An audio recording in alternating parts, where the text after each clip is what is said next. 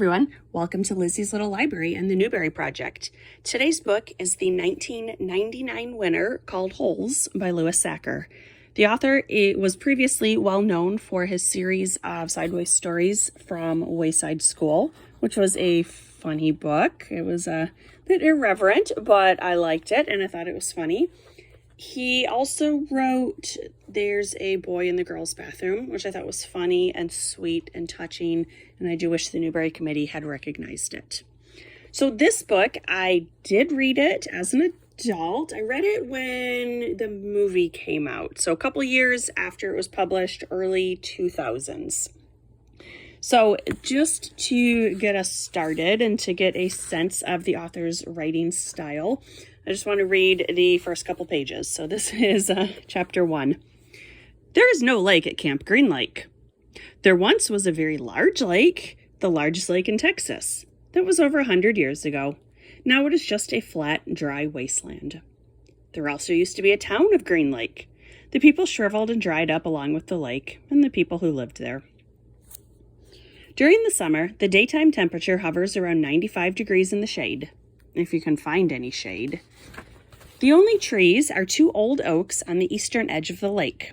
A hammock is stretched between the two, and a log cabin stands behind that. The campers are forbidden to lie in the hammock. It belongs to the warden. The warden owns the shade. And then I'm going to skip a little bit. Let's get to chapter 2. The reader is probably asking, why would anyone go to Camp Green Lake? Most campers weren't given a choice. Camp Green Lake is a camp for bad boys. If you take a bad boy and make him dig a hole every day in the hot sun, it'll turn him into a good boy. That was what some people thought. Stanley Yelnats was given a choice. The judge said, you may go to jail or you may go to Camp Green Lake. Stanley was from a poor family. He had never been to camp before. So right there, and that's on page 5, I really like just the last couple lines as an example of how this book can be used to teach inferences. I find that students really struggle with inferences, and this book, I think, does a great job with it. So, full disclosure, I have actually taught this book several times. When I used to teach the ESL with no curriculum, we would read books, and we had read The Giver, and we read this one just because I think it's a very, very teachable book. I think it has really good characterization. And even more than that, I think the ideas of symbolism, the idea of parallelism and stories, all of these different elements which individually might be seen as throwaways. For example, the idea of the yellow spotted lizards, the peaches and onions, the idea of what are we actually digging for. These are all very tightly woven together, and I think this book is a masterpiece. I think it's the best written kids book I've ever read. The Giver is my favorite, just because the first time I read it, it just blew my mind. But this one I think is written better, so I definitely encourage everyone to read this. So just a very, very brief plot point. Camp Green Lake is a detention camp, and their philosophy is if you take a bad boy and make him dig a 5-foot wide, 5-foot deep hole in the Texas sun every day, that'll turn him into a good boy. And the adults running this camp are terrible people. We have Mr. Sir, who insists on being addressed by Mr. Sir.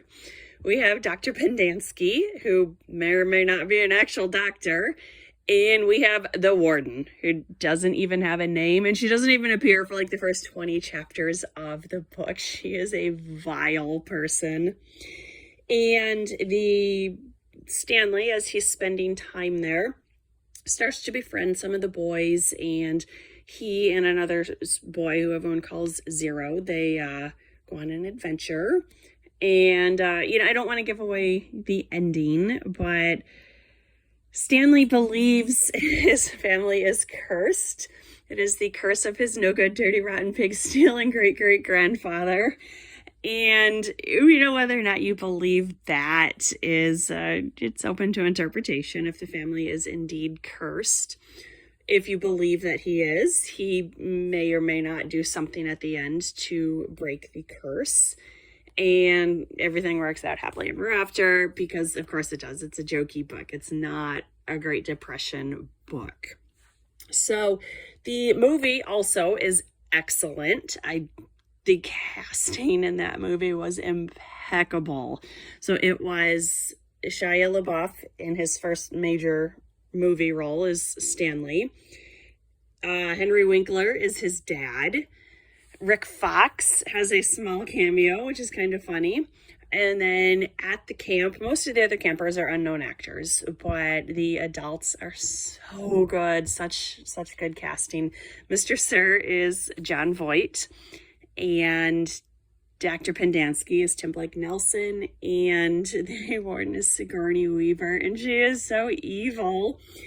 And there is also, we get the backstory about when Camp Green Lake was actually the town of Green Lake, and it brings back the idea of cursing and bad people being punished for bad things.